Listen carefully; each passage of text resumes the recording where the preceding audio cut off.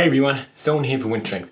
On today's quick training tip video, I wanted to talk about breaking through plateaus with one strategy that I like to use whenever I find myself stalling a little bit in the gym or noticing that certain lifts aren't progressing as much as I had hoped.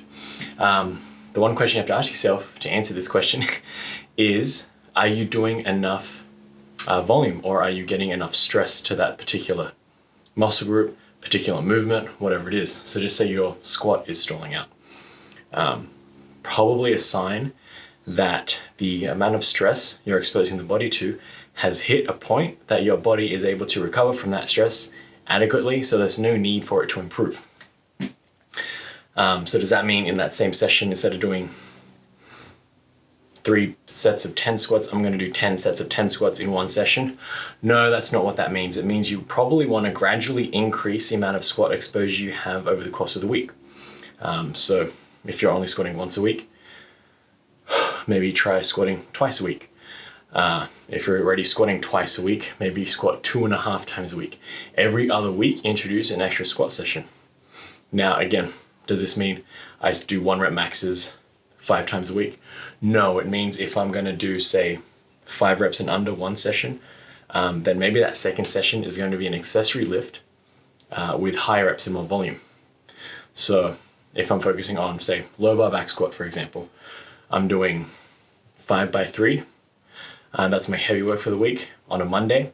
And just let's say on a Wednesday or a Thursday, I'm gonna say do 4x8 pause squats or 4x8 tempo squats, where we're not only increasing the amount of volume we're doing, but we're increasing the time under tension, and we're dropping the overall weight on the bar quite a lot, because when you go from 5x3 with squats to like a tempo squat or a pause squat, you're going to look at, if it's the first time you're doing it, and you're probably going to be halving the amount of weight you use, at the very least probably 70% as well. So you're in this 50 to 70% range of absolute weight that you can carry on the bar, but you've increased overall tonnage for that particular movement.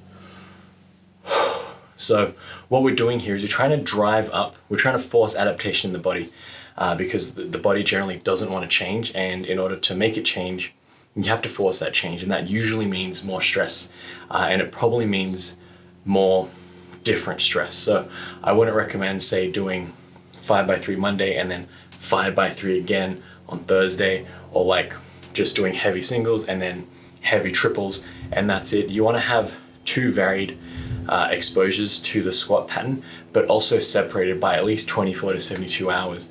That way you're kind of giving your body a chance to recover from that extra stress, as well as giving your body the ability to recover from the first session so that it can still significantly stress the body later on that week. So if I tried to do 100 reps of squats in one session, that first rep is going to be awesome, but that 100th set, that 100th rep or set or whatever it is, isn't going to be as productive as it was for that first one. But if I broke that up into 2 50-set sessions, each of those 50s is going to be better than that single 100, if that makes any sense.